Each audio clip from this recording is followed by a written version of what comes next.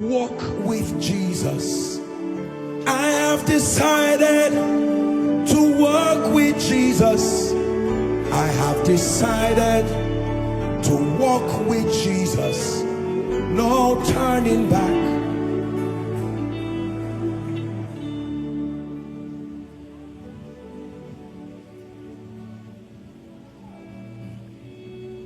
It's not a song, it's a declaration. I hear there are many people who sing this song now. I hope that the people who sing it are ready to die for Jesus. If not, don't sing it yet. Keep it first. The day you die, then you can sing it. You die to your flesh. Many people sing it and it's just a jamboree. No. It's a declaration that if I serve him in life, glory be to God. But if death meets me as I serve him, let it be my honor. The hymn writer says, I will be a true soldier. I will die at my post.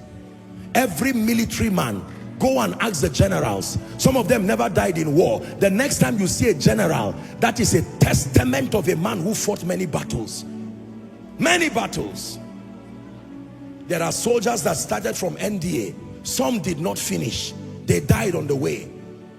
One time I went to Zaria, and some of the soldiers that are around when we go, I went one time and I didn't see one of them again. And I was asking the friends, I said, where is this other person? And they all looked at one another and they said, he's gone. They went for an operation and he did not make it. The same way it is in the military. Some die in battle. Others survive, but they carry injuries. Others, as generals, you stand there, you see no finger again.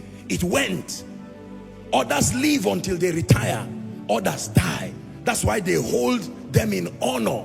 There are military men in hospitals today because they fought for our nation. That's how it is in the kingdom. Some will start. Others have gone, like Dr. Miles Munro. Oh dear, others have gone.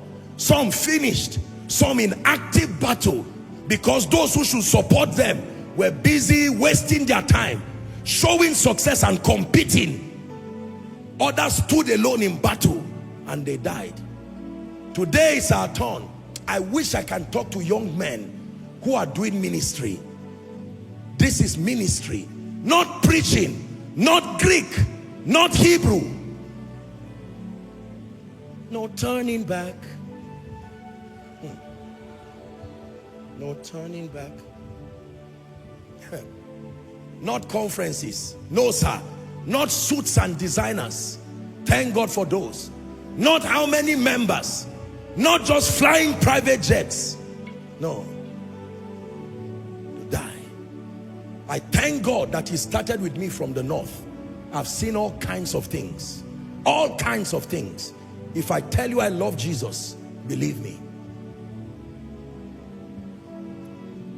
Koinonia.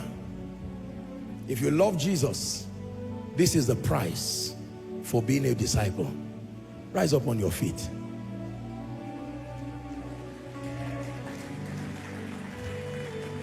Rise up on your feet. Please hold hands with someone by your left and right if you can. We're wrapping up.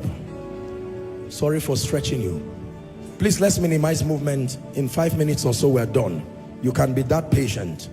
Not after a sermon like this. The fruits of disciples.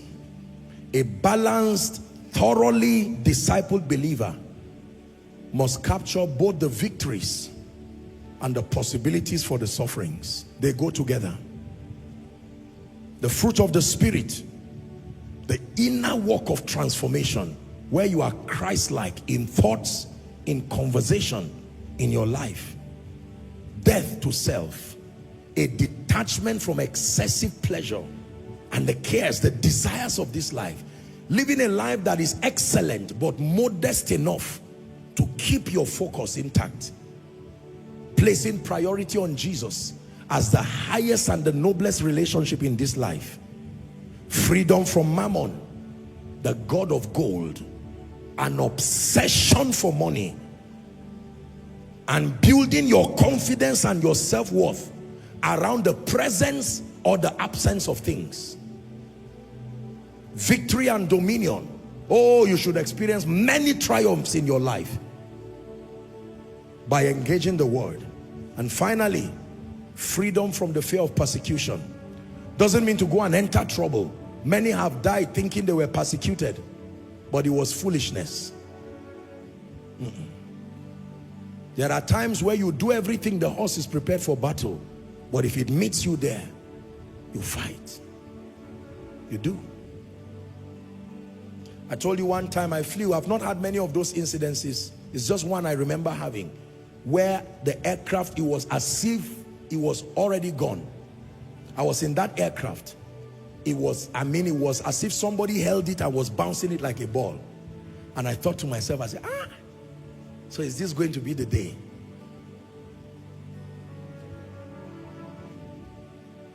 Let me tell you this. If you die without Jesus, you are going to hell. Period. If you die without Jesus, you are going to hell. The meaning of that is that there is no possibility for finding salvation in the grave. When Lazarus cried and the rich man begged Lazarus, he says, go to my family members, they've not died. Warn them that I was proud when I was on earth. I sat on my money and I thought that was everything. Warn them for me. He says, sorry, that cannot happen again. But they have the law. They have the prophets. In our days, we say you have the Bible as a witness, and you have the voice of vessels that God has raised. Don't wait till you die to learn. I'm not scaring you, but I cannot but tell you the truth. Books were opened, ladies and gentlemen, and another book was opened. The works of men were written.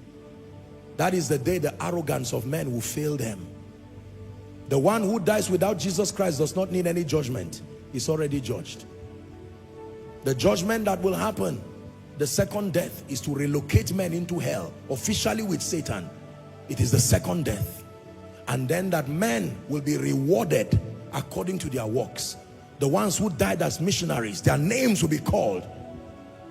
We used to sing a song in the seminary. When the roll is called up yonder, when the roll is called up yonder, when the roll is called up yonder, when the roll is called up yonder, I'll be there.